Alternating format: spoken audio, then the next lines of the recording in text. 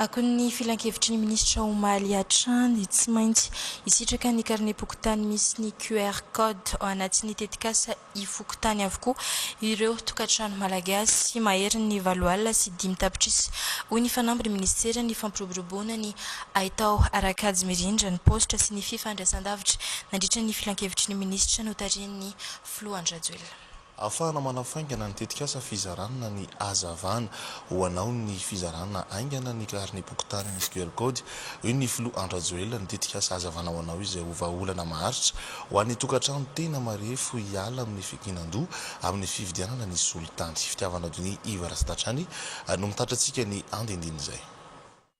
Vina napetraky ny Floa Andrajoelina hitsinjovana manokana ny tokantrano malagasy sy ny sosialim-bahoaka ny tetikasa ifokotany amin'ny alalan'ny fizarana ny carnet pokotany misy ny QR code. Tafiditra ao anatin'ny fanomezana lanja ny maha-olona izay andro fototry ny fampandrosoana voalohany.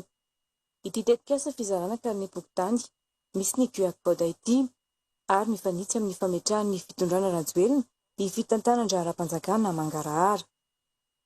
Manafoana ny goligoly, mampanjaka ny fahamarinana sy ny fitovian-tsaranga ary manafaingana ny asa sosialy ataon'ny fanjakana ny tetikasa. Ohatra, raha misy ny fanampiana sosialy toy ny mifampitsimbona na vatsinankohonana sy ny fizarana azavana ho anao, mora ho anisaky ny fokotany ny mamantatra ireo tokantrano tsirairay, ireo tena marefo, ireo efa nahazo ny fanampiana sy ireo tsy mbola nahazo. Tena miankina amin'ny fiainan'ny vahoaka ny tetikasa ifokotany ka nahatonga ity tetikasa ity no resahan'ny Floa Andrajoelina manokana omaly tao anatin'ny filan-kevitry ny ministra mivantana. Tamitsika nizara n'ilay mifampitsimbona teo dia misy eto Antananarivo, efa eto Antananarivo azy zany mbola tsy manana le carnet vaovao fa le carnet taloha mbola nampiasainy, ka mila jerevana tsara ary mila mahazo assurance tsara hoe tsisy ampiasa n'le carnet taloha sy carnet vidina iny amin'ny mpivarotra iny intsony fa carnet uniforme ny ampiasaina manerana ny Madagasikara.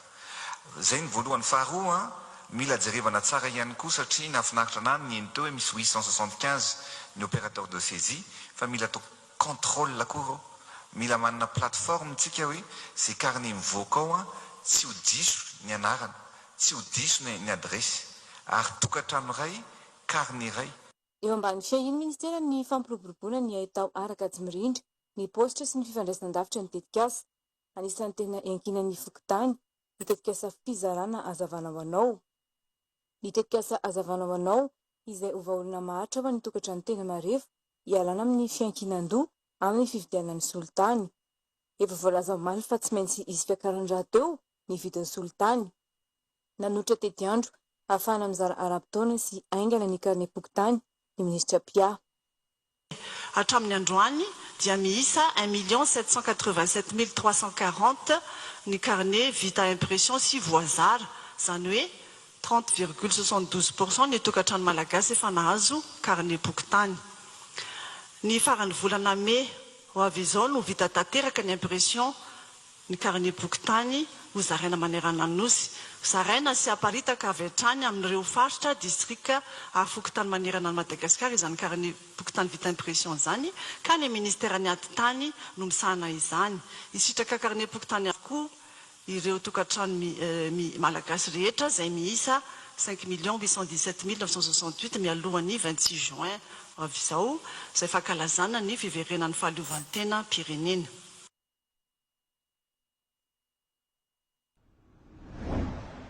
Anisan'ireo nanao fangatahana